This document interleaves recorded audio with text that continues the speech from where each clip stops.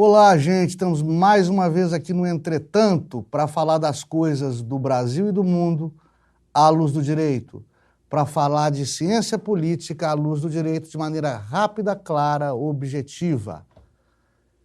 Dê o seu like, inscreva no canal, nós precisamos de você. Hoje a gente vai falar da linguagem neutra nas escolas, do retorno à primeira instância dos processos contra Jair Bolsonaro, de Dilma Rousseff para presidente do Banco dos BRICS. Essas e muitas outras no Entretanto. Eu te aguardo. Eu não me ajoelho com politicamente correto, não, porra. O juiz não tem que entrar em pilha de mídia, que atuar fazendo justiça.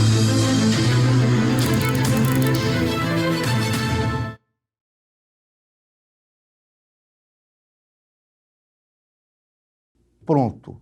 Bastou ao governo federal voltar a girar o seu eixo ideológico para a esquerda de sempre, que, por sua vez, o STF voltou a fazer também aquilo que sempre foi praxe: o cumprimento da Constituição Federal e o retorno à instância de origem daqueles processos, daqueles inquéritos que tramitavam na competência originária do STF, por se tratarem de procedimentos até então promovidos para investigar ou julgar a políticos com foro por prerrogativa de função, o que é mal falado e mal apelidado de foro privilegiado.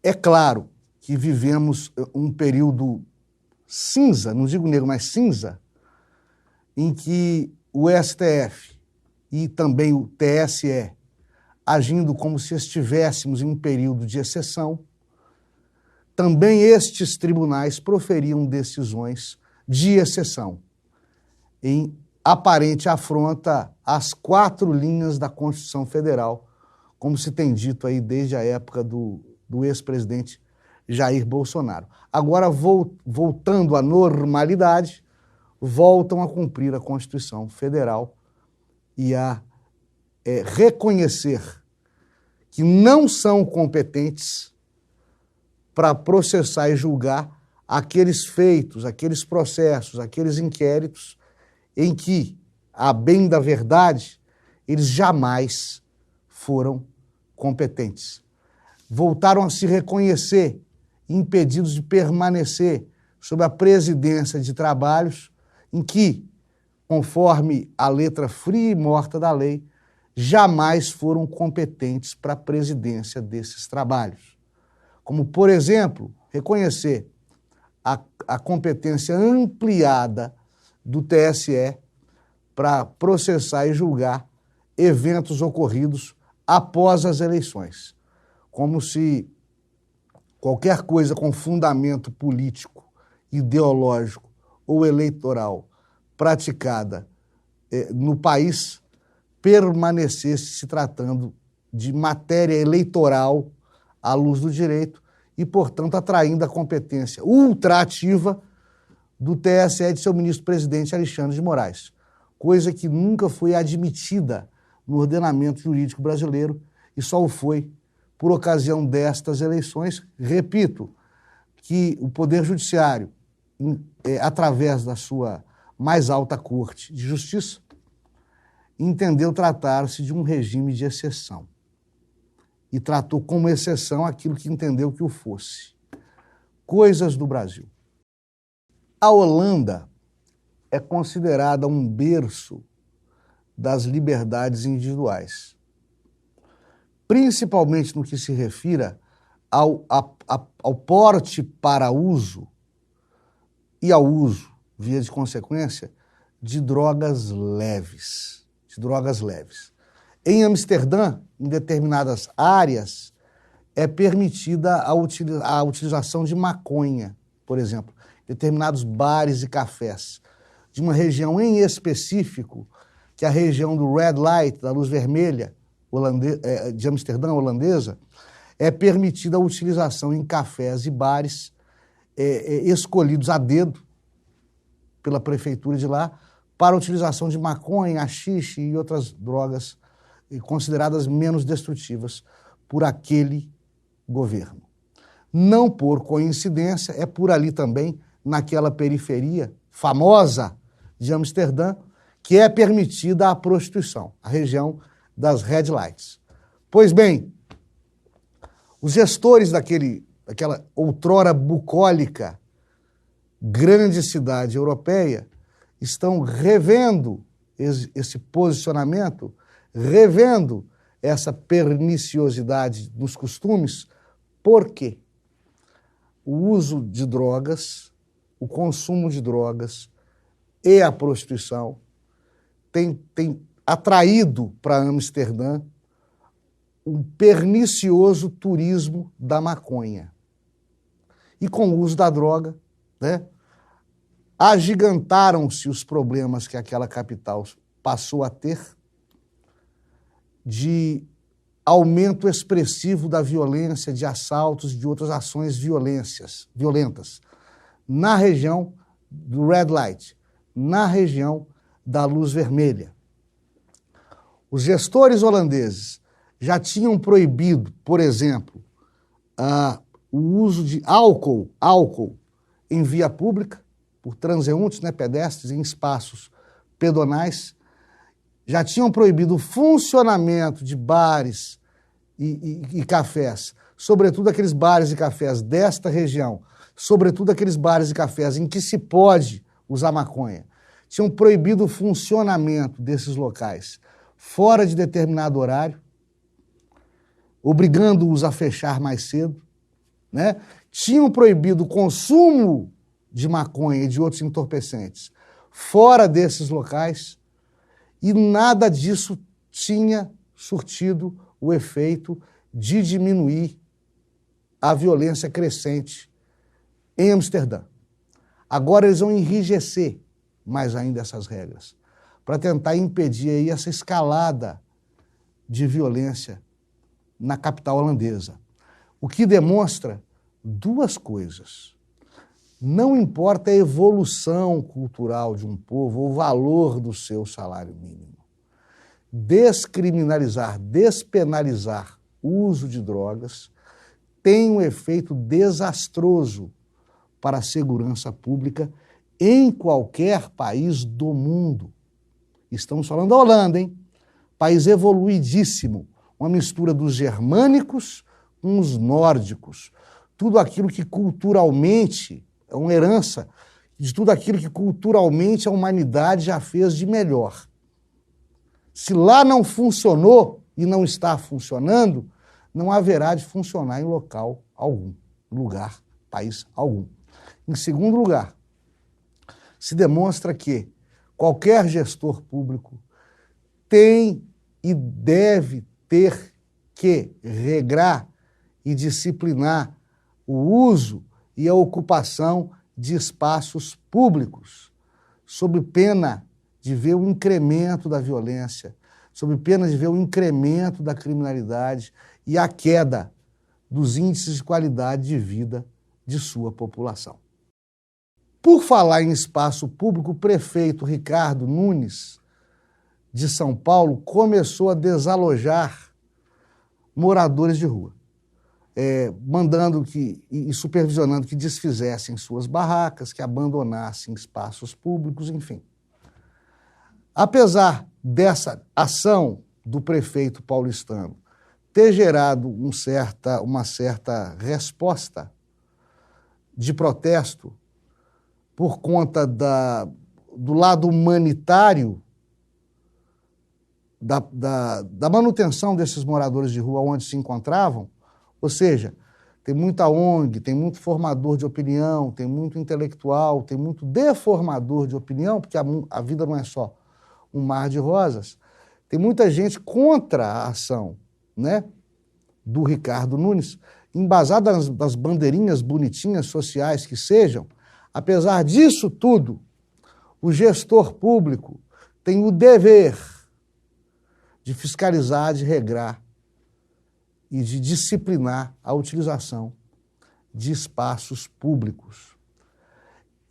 Vai se dizer o quê, juridicamente? São bens públicos, é de todos. Ruas, gente, praças, em torno de terminais rodoviários, debaixo, as áreas debaixo de viadutos, são bens públicos de uso especial. O que significa isso?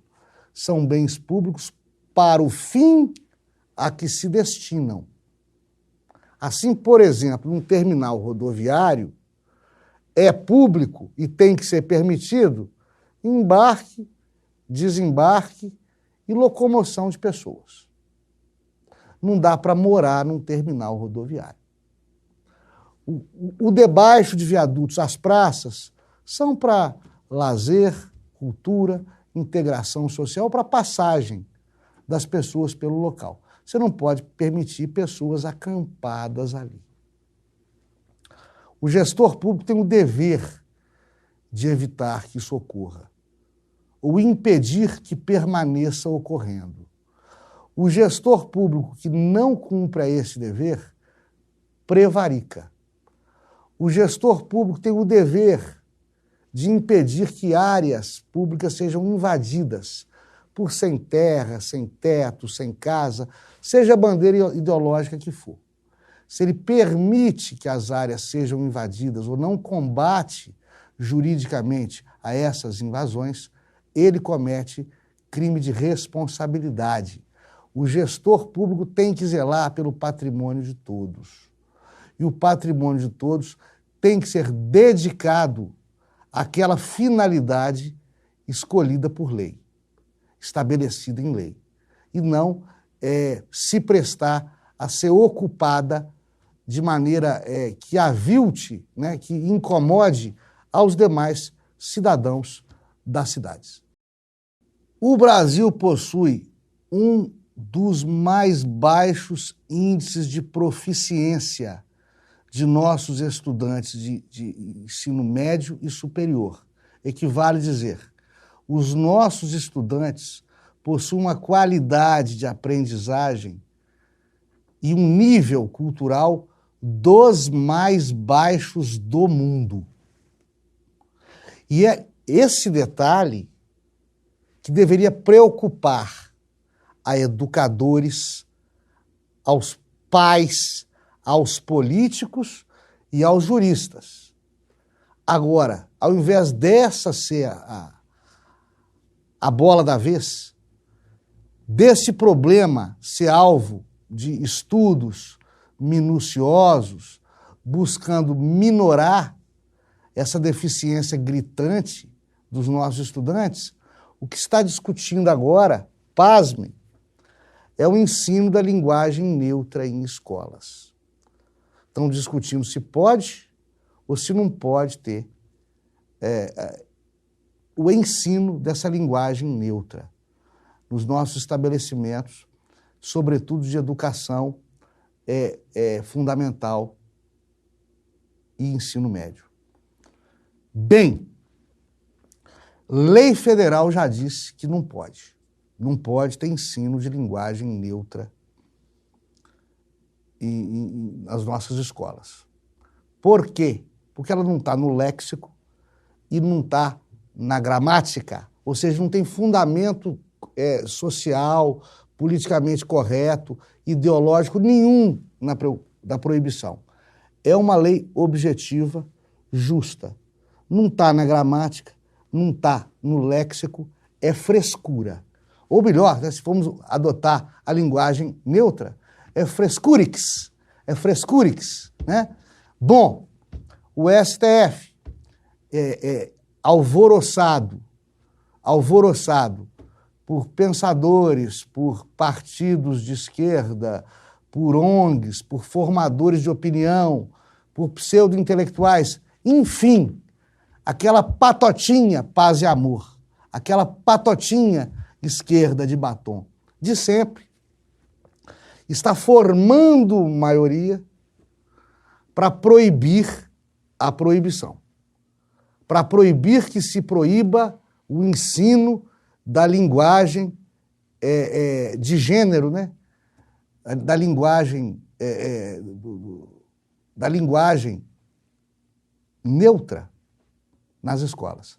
É isso que o STF está formando. Ou seja, o STF formando maioria para derrubar a vedação legal, está legislando, suprimindo a prerrogativa de fazê-lo do nosso Congresso Nacional. Violando, preste atenção, violando o princípio da tripartição entre os poderes e da independência entre eles, prevista na Constituição Federal.